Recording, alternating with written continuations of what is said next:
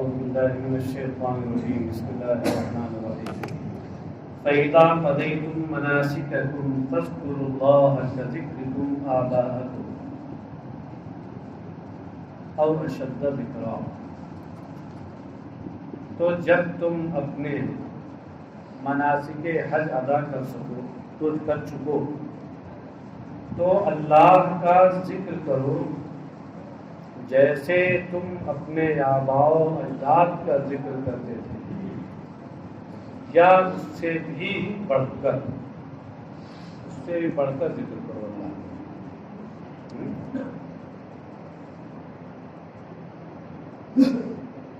جب مناسک حج ادا کر سکو، دیکھیں مناسک حج کیا ہے اس کو ذرا مختصر میں سمجھیے۔ 8 ذی الحجہ، احرام تو آپ پہلے ہی مانگتے ہیں، 7 کو مانگتے ہیں، 6 کو مانگتے ہیں، 8 ذی الحجہ کو احرام کے ساتھ آپ کو منی میں پہنچ جانا ہے اور وہاں دن اور رات گزارنا سنت ہے۔ کل بتایا تھا میں، پوری رات وہاں گزاریں، بلکہ صبح کی نماز بھی باجماعت منی میں پڑھنا 9 تاریخ کو یہ بھی سنت ہے، یہاں تک کہ جب سورج نکل آئے اور کوہ خضر پر اس کی روشنی پڑے، جہاں سے مزدلفہ واقع ہے، روشنی پڑے تو اب منی سے عرفات کے لیے کوچ کرنا سنت ہے۔ یہ 9 تاریخ ہے، اب آپ منی سے لے عرفات چلیں۔ منی سے عرفات کی دوری قریب 8 کلومیٹر ہے، چلو ایسے۔ پھر عرفات میں وہ پورا دن گزاریں یہاں تک کہ غروب آفتاب ہو جائے۔ ہوتا یہ ہے کہ یہ جو معلم کے آدمی ہوتے ہیں خدام، وہ گاڑیاں لیے ہوتے ہیں، وہ تو چاہتے ہیں کہ بہت جلدی عصر سے پہلے شروع کر دیتے ہیں، چلو بگانا شروع کر دیں، چلو۔ حالانکہ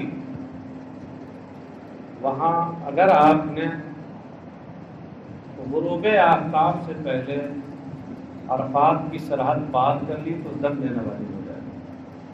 غروب آفتاب عرفات کی سرحد ہی میں ہونا چاہیے۔ وہاں سے پھر آپ کو مزدلفہ آنا ہے۔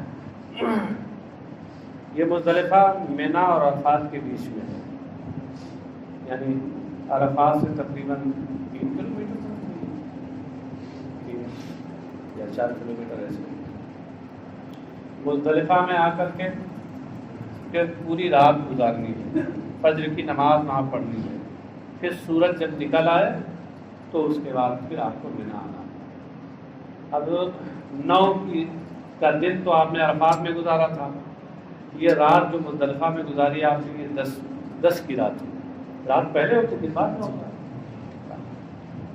اب مزدلفہ میں جب 10 کا دن آ جائے یعنی سورج نکل آئے تو مزدلفہ سے آپ کو منی آ جانا ہے۔ منی اور مزدلفہ ملا ہوا ہے، بلکہ بہت سے خیمے اب تو منی کی تنگی کی وجہ سے مزدلفہ تک لگا دیے ہیں۔ وہاں باضابطہ گورنمنٹ کی طرف سے اونچے بورڈ لگے ہوئے ہیں، بدایت مزدلفہ، نہایت مزدلفہ، بدایت منی، نہایت منی کی کب ہے۔ اب کیا کرنا ہے کہ یہ آپ کا 10 کا دن ہے، اس 10 کے دن کو آپ کو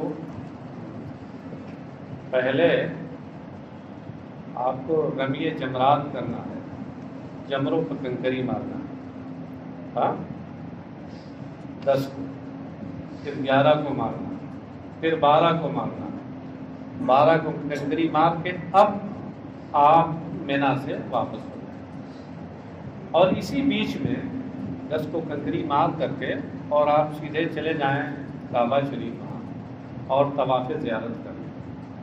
سعی اگر پہلے نہیں کیے تو سعی کر لیں، عموماً لوگ اپنی ہوشیاری کرتے ہیں کہ پہلے سعی کر لیتے ہیں، مگر سعی چونکہ طواف کے بغیر نہیں ہو سکتی، اس لیے وہ پہلے ایک نفلی طواف کرتے ہیں، اس کے ساتھ سعی کر لیتے ہیں، واجب سعی ہو جاتی ہے۔ تو 10 والی تاریخ کو چونکہ بہت زیادہ آدمی تھکا ہوا ہوتا ہے، تو جب سعی پہلے ہو چکی ہوتی تو تھوڑا سا آرام مل جاتا ہے۔ صرف طواف کرنا رہتا ہے. طواف زیارت 10 کو کر لیا, 10 کو نہیں کر سکے تو 11 کو کر لیں, 12 کو کر لیں, 12 تک اس کا ٹائم ہے. 12 کو بہرحال اب آپ کو مینا چھوڑ دینا ہے. غروب آفتاب سے پہلے پہلے مینا کی سرحد سے باہر آ جانا. اگر غروب آفتاب ہو گیا وہی مینا میں تو 13 کو بھی رہنا پڑے گا, اور پھر 13 کی کنکری مار کے تب پھر واپس ہونا ہے مینا سے. ہم لوگ جب 2010 میں گئے تھے تو اتفاق سے آخری وقت میں 12 کو بارش ہو گئی, اور سب بارش کی وجہ سے کافی دیر وہاں رکنا پڑ گیا. اب وہاں سے جب خیمے میں آئے, خیمے سے گاڑیاں انہیں نہیں ملتی, لوگوں اتنی بھیڑ ہوتی ہے, سامان لے کر کے اور پھر چلے جب وہاں. یہ تھا کہ بھاگتے بھاگتے کسی طریقے سے مینا کی سرحد پار کر جائیں, ورنہ کہیں غروب آفتاب ہو گیا تو پھر رکنا پڑ جائے گا میرا. تو بھاگتے بھاگتے یہاں تک بھی 5 منٹ باقی تھا غروب آفتاب, یہ مینا کی سرحد پار کر گئے. کہاں بیٹھیے, کوئی مسئلہ نہیں ہے, تھکتا چکے تھے راستے میں, تو خیر یہ کرنا ہے.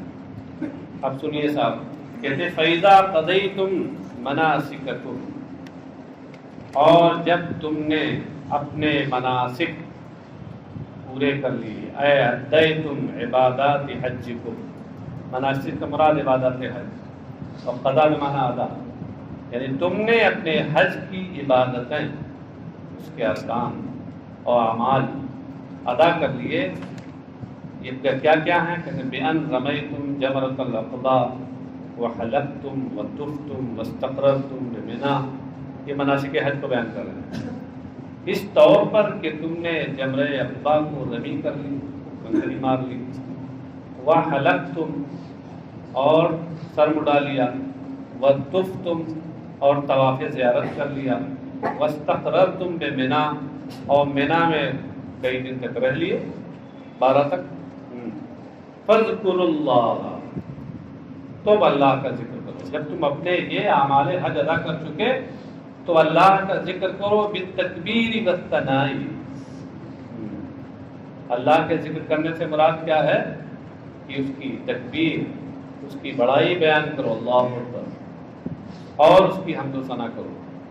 کذکرکم آباءکم, یہاں ذکر مصدر ہے جو اپنے فاعل کم ضمیر کی طرف مضاف ہے, اور آباء نسب کے ساتھ اسی ذکر مصدر کا مفعول بھی ہے. اس لیے اب کا ذکرکم آباءکم کا معنی کیا ہوا کہ کما کنتم تذکرونہم عند فراغ حجکم بالمفاخر, جس طرح اپنے حج سے فارغ ہونے کے وقت تم لوگ اپنے آباء و اجداد کا ذکر ان کے کارناموں کے ساتھ کرتے تھے. مفاخر کارنامے, فخریہ کام, اعمال یفتخر بہا, فخریہ کام اور کارنامے. کیا بات ہے, او اشد ذکرا, اشد ذکرن یہ اصل میں ہے, اور ذکرن اشد, یعنی مفہوم کے لحاظ سے, یعنی یہ جو ذکرن ہے یہاں یہ مفعول مطلق ہے, اور اشدہ اگر بعد میں ہوتا تو یہ صفت بن جاتا ہے اسی کی, لیکن پہلے ہے تو صفت تو نہیں بن سکتا, صفت تو موصوف کے بعد میں آتی ہے, اس لیے یہ حال واقع ہے. اسی ذکرن سے حال واقع ہے, حال مقدم. تو ایسے اللہ کا ذکر کرو جس طرح تم اپنے آباء و اجداد کا ذکر کرتے تھے, ان کے کارنامے بیان کرتے تھے حج سے فراغت کے وقت, یا اس سے بھی بڑھ کر اے من ذکرکم ایاہم, یعنی اللہ کا ذکر اپنے آباء و اجداد کے ذکر سے بھی زیادہ کرو. کہتے ہیں نسب و اشد علی الحال من ذکرن, ذکرن کاتب کی مہربانی سے ایک الف چھوٹ گیا ہے,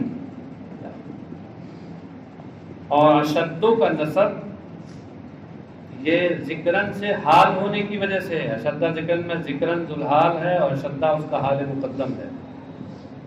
وہ ذکرن اس ذکرن سے حال ہونے کی وجہ سے ہے جو ذکرن اذکرو کی وجہ سے منصوب ہے, ظاہر ہے ذکرن مفعول مطلق ہے تو اذکر کا تو اذکر کی وجہ سے منصوب ہوگا ہی. اذ لو تاخر عنہ لکان صفۃ لو، کہتے ہیں اس لیے کہ اگر اشدہ اس سے مؤخر ہوتا ذکرن سے تو یقیناً اس کی صفت بنتا، مگر اب پہلے آ گیا تو صفت تو نہیں بن سکتا، حال ہے. اور مفہوم کے اعتبار سے حال بھی صفت والے معنی رکھتا ہے. فَمِنَ النَّاسِ مَن يَقُولُ رَبَّنَا آتِنَا فِي الدُّنْيَا وَمَا لَهُ فِي الْآخِرَةِ مِنْ خَلَاقٍ. تو کچھ لوگ وہ ہیں جو یہ کہتے ہیں اے ہمارے پروردگار آتنا، ہمیں عطا فرما، دے. اس کا مفعول بھی محذوف ہے. دو مفعول بھی چاہتا ہے نا، ایک مفعول ہے مذکور ہے اور ایک محذوف ہے، نسی بنا اس کو ظاہر کیا. اے اللہ دنیا میں ہمارا حصہ دے، دنیا میں جو ہمارا حصہ ہے وہ ہمیں عطا فرما. فَيُؤْتَاهُ فِيهَا، سے کہتے ہیں تو اسے دنیا میں اس کا حصہ دے دیا جاتا ہے. یوتا یا آتا یوتی ایتان سے فعل مضارع میں یوتا.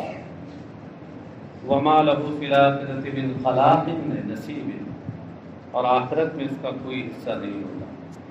یہ عام طور سے کفار کیا کرتے تھے اس طرح کی باتیں، اس طرح کی دعا کرتے تھے کہ دنیا میں ہمارا حصہ دے دیں. دنیا نہیں تو سب کچھ ہے.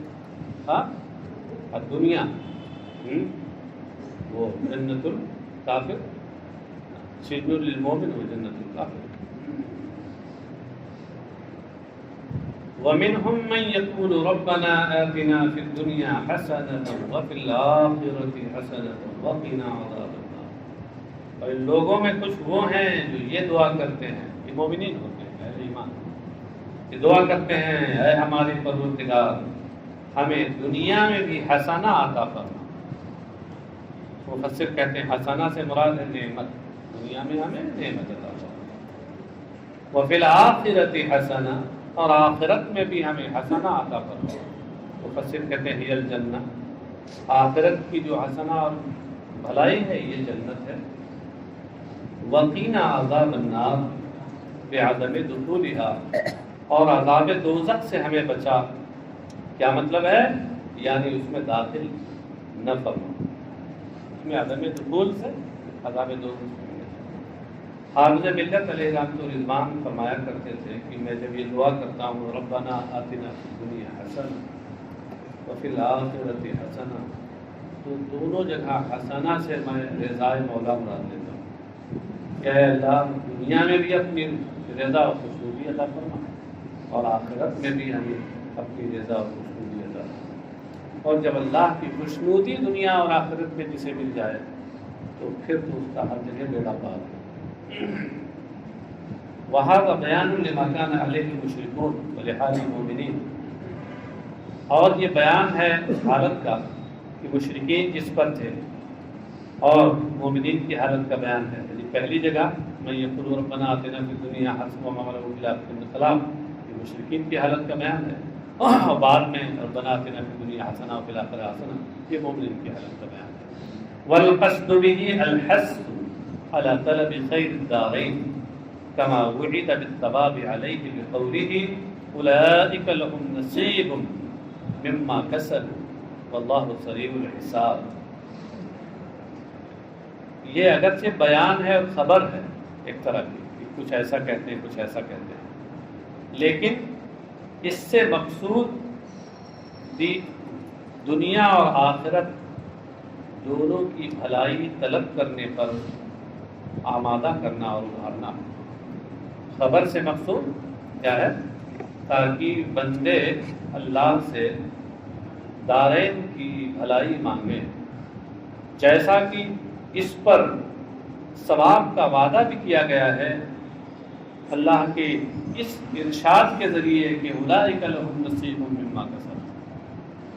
یہ وہ لوگ ہیں کہ جن کے لیے ان کے عمل کا پورا حصہ ہے. نصیب سے مراد ثواب. مما کسبوا یعنی من اجل ما کسبوا سے اشارہ کیا کہ من یہاں کون سا ہے؟ سببیہ تعلیلیہ. اور نیچے آپ کے محشی نے ایک اشارہ اور کیا مما کسبوا کا ایک معنی یہ بھی ہو سکتے ہیں کہ من جنس ما کسب، یعنی وہ کہنا چاہ رہے ہیں کہ من میں جہاں تعلیلیہ اور سببیہ ہونے کا احتمال ہے، یہ بھی ہے کہ من تبعیضیہ ہو، اور اس میں مما کسبو کے معنی ہو من جنس ما کسب، خیر یہ بات ہے۔ کسبو کے معنی عامل من الحج والدعا، تو ان کے لیے ان کے اس کا حصہ ہے، اس کا ثواب ہے جو انہوں نے کیا، یعنی حج اور دعا، کیا اس کا ثواب ہے۔ اللہ سریع الحساب، اور اللہ جلد حساب لینے والا ہے۔ کہ یحاسب الخلق کلهم فی قدر نصف نہار من ایام الدنیا، یہ حدیث بیزاری کا ہے کہ وہ پوری مخلوق کا حساب دنیا کے دنوں میں سے آدھے دن میں، دوپہر بھر میں لے لے گا، ایک حدیث کی وجہ سے۔ اس سلسلے میں ایک حدیث کا مضمون یہی ہے، اور وہ تو قادر ہے کہ اس سے بھی کم میں لے لے، لیکن پھر اتنی دیر میں وہ حساب لے گا تاکہ امام حجت ہو جائے، کسی کو بظاہر بھی یہ کہنے کا موقع نہ ملے کہ ارے میری بات تو سنی ہی نہیں گئی، کوئی حساب کتاب کو، اور ایسے ہی مجھے دوزخ میں بھیج دیا۔ وَاذْكُرُوا اللَّهَ فِي أَيَّامٍ مَّعْدُودَاتٍ، اور اللہ کا ذکر کرو گنتی کے کچھ دنوں میں۔ اللہ کا ذکر کرو، مفسر کہتے ہیں اس سے مراد ہے کہ بالتکبیر عند رمی الجمرات، جمرات کو کنکری مارنے کے وقت اللہ کا ذکر کرو۔ جمرات کو کنکری کب مارنا ہے؟ 10، 11، 12 کو، اور 12 کو اگر شام ہو گئی تو اب 13 کو بھی مارنا ہے، ہاں؟ تو اس وقت تکبیر اللہ کا ذکر بیان کرو۔ ایام معدودات ایام التشریق الثلاثہ، یعنی تینوں ایام تشریق کی۔ تینوں ایام تشریق کی کون ہو گئے؟ 11، 12 اور 13 بھی لے رہے ہیں، کیوں؟ مگر وہی اسی تفصیل کے ساتھ جو میں نے بتایا ہے۔ فمن تعجل فی یومین فلا اثم علیہ، تو جو 2 دنوں میں جلدی کر لے، تعجلہ یعنی استعجلہ، تعجلہ استعجلہ ہم لوگوں نے نزدیک تو برابر ہی ہے، لیکن شاید اب ان کے نزدیک تعجلہ سے زیادہ آسان استعجلہ تھا، اس لیے اس کی تفسیر اس سے کر دی۔ تو جو جلدی کرے بالنفر من منا، منا سے کوچ کرنے میں، فی یومین 2 دنوں میں، اے فی ثانی ایام التشریق بعد رمی الجماری، یعنی ایام تشریق کے دوسرے دن۔ ایام تشریق کا دوسرا دن کون سا ہے؟ 12 تاریخ کو، رمی جمرات کے بعد۔ جو جلدی کرے فلا اثم علیہ، یعنی فلا اثم علیہ بالتعجیل، تو اس جلدی کرنے اس پر کوئی گناہ نہیں، اجازت ہے، 12 کو آ سکتے ہیں آپ مینا سے۔ ومن تاخر فلا اثم علیہ، اور جو تاخیر کرے تو اس پر بھی کوئی گناہ نہیں، کہ 12 کا دن گزارا وہاں، یہاں تک کہ سورج غروب ہو گیا، رات گزاری، اب اس کے بعد 13 کو کنکری مار کے پھر واپس۔ ومن تاخر بہا، اور جو اس میں تاخیر کرے، حتی بات لیلۃ الثالث ورما جمارہ، یہاں تک کہ ایام تشریق میں تیسرے دن کی رات بھی وہیں گزارے اور رمی جمرات کرے، اور تو اس پر بھی اس سلسلے میں کوئی گناہ نہیں۔ اے ہم مخیرون فی ذلک، یعنی ان لوگوں کو اس سلسلے میں اختیار دیا گیا ہے، اختیار ہے، کیا ہے؟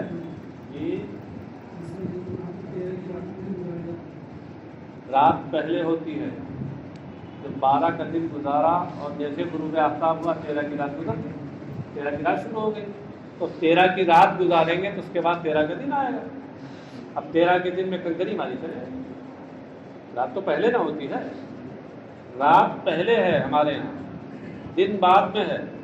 اسی لیے جیسے ہی رمضان کا چاند نظر آتا ہے، رات شروع ہوتی ہے، رمضان شروع ہو جاتا ہے، تراویح پڑھتے ہیں۔ اگر رات بعد میں ہوتی تو چاند نکلنے کے بعد پھر پہلی رات میں کس کے تراویح پڑھتے ہیں؟ کیا شعبان میں پڑھتے ہیں؟ کیوں؟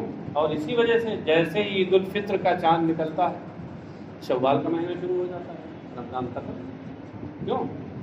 تو آپ کیا کرتے ہیں؟ اس دن کیا تراویح پڑھتے ہیں؟ نہیں پڑھتے. پھر تو شوال شروع ہو گیا. رات پہلے ہے، دن بعد میں ہے. قمری مہینہ، عربی مہینہ. اور یہی ہمارے یہاں شریعت میں معتبر ہے. اور یہی وجہ ہے کہ قرآن کریم میں عموماً یا ذکر آیا تو رات کا ذکر پہلے ہے، دن کا بعد میں.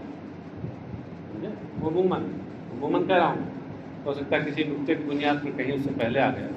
عمومی طور وجہ وہی ہے کہ وقوع کے اعتبار سے رات پہلے ہے، دن بعد.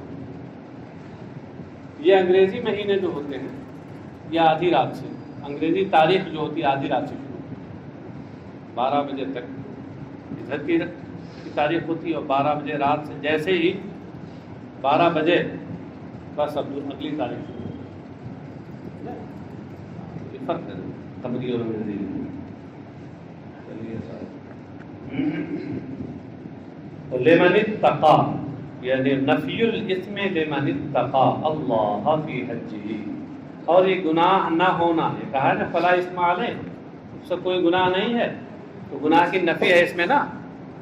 تو یہ گناہ نہ ہونا اس کے لیے ہے جو اللہ سے ڈرے حج میں. لأنہ الحاج الحقیقہ، کیونکہ حج میں اللہ سے ڈرنے والا ہی در حقیقت حاجی ہے. حقیقی حاجی وہی ہے جو حج کی عالم میں اللہ سے ڈرتا ہے. واتقوا اللہ، اور اللہ سے ڈرو. واعلموا انکم الیہ تحشرون، اور یہ یقین رکھو کہ تمہیں اسی کے پاس آخرت میں اکٹھا کیا جائے گا.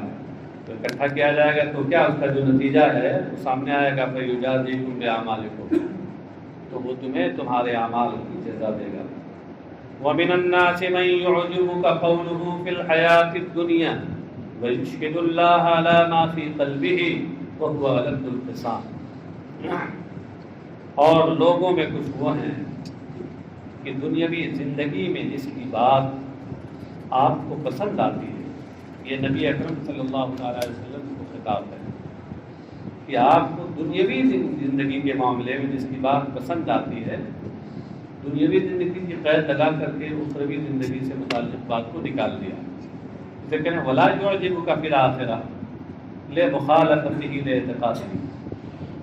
سب سے پہلے یہ سمجھیے کہ من يعجبك میں من سے مراد کون ہے؟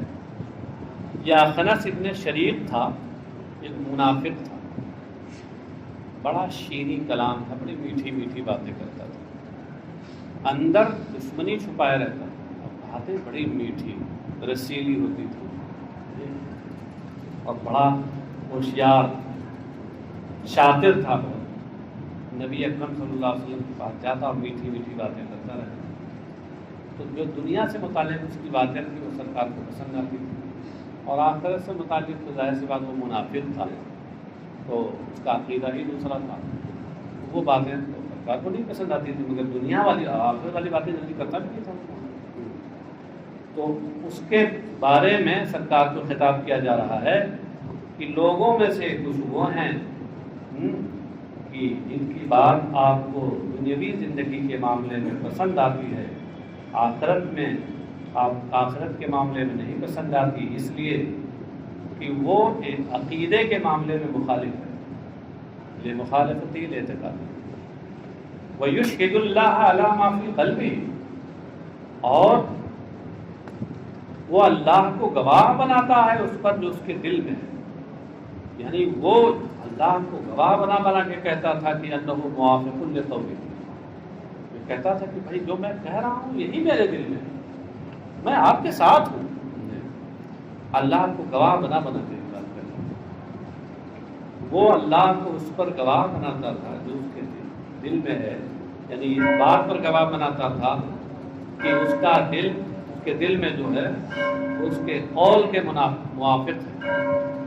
وَهُوَ أَلَدُّ الْخِصَامِ، یعنی شدید الخصومت لَكَ وَلِأَتْبَاعِكَ لِعَدَاوَتِهِ لَكَ، جبکہ وہ آپ سے بہت زیادہ دشمنی رکھنے والا ہے، آپ سے اور آپ کے پیروکاروں سے بہت زیادہ مخالفت کرنے والا ہے. لِعَدَاوَتِهِ لَكَ، آپ سے اس کی دشمنی رکھنے کی وجہ سے اندر وہ دشمن ہے، آپ کا مخالف ہے.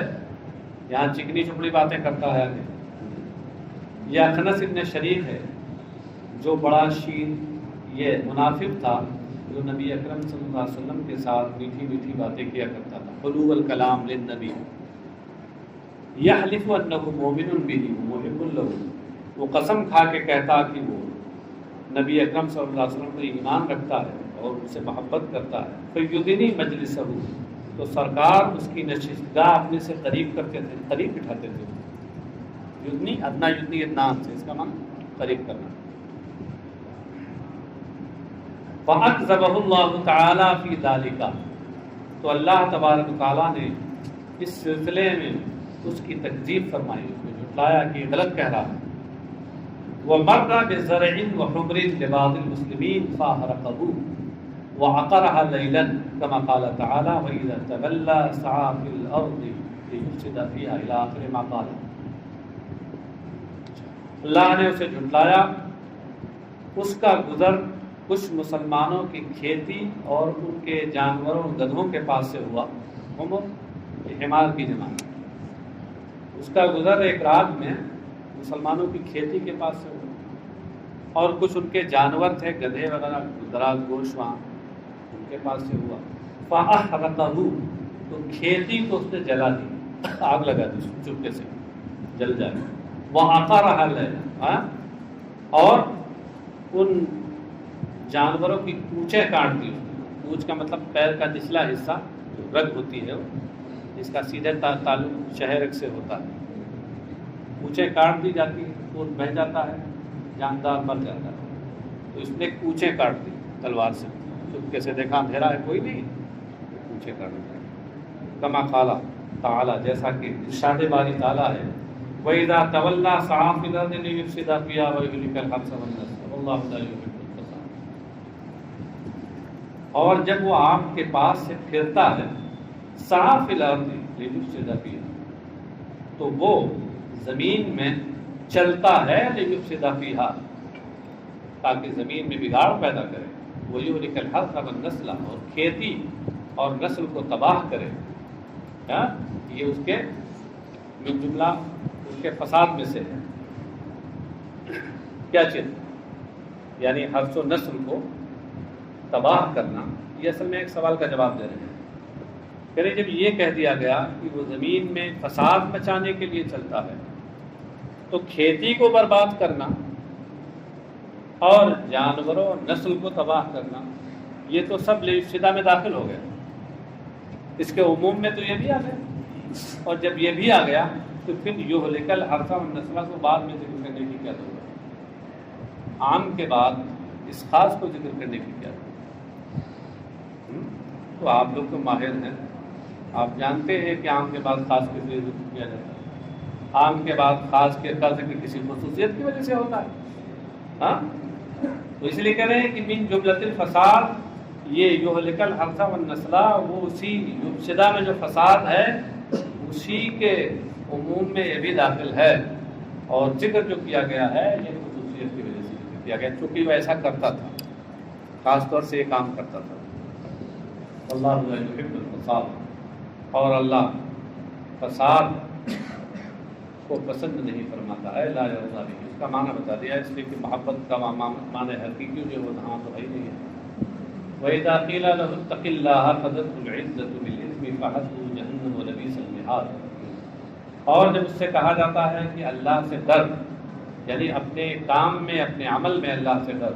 أَخَذَتْهُ الْعِزَّةُ، تو اس کو اور ضد چڑھ جاتی ہے. عزت یہاں اس سے مراد ضد، اور ضد اسے چڑھ جاتی ہے. یعنی حملته الأنفة والحمیة علی العمل بالإثم، یعنی اس کی ضد اور اس کی عصبیت، حمیت سے مراد عصبیت تعصب، اس کی ضد اور اس کا تعصب اسے گناہ کرنے پر ابھارتا ہے. اس گناہ کے کرنے پر ابھارتا ہے الذی امر باتقائہ، جس سے بچنے کا اسے حکم دیا گیا. وحسبہ، کافی ہے جہنم. حسب کا معنی بتایا تھا، تشریف لائیے حضرت. تو اس کے لیے جہنم کافی ہے. وَلَبِئْسَ الْمِهَادُ وَالْفِرَاشُ رِيَا، اور یہ کتنا برا بچھونا ہے۔ یہ مہاد کے بعد فراش بڑھا کر کے اس کا مفہوم بتا دیا ہے، اور حیا نکال کر یہ بتایا کہ بیسا جو افعال ضم میں سے ہے اس کا مقصود بالضم محذوف ہے، وہ ہے حیا۔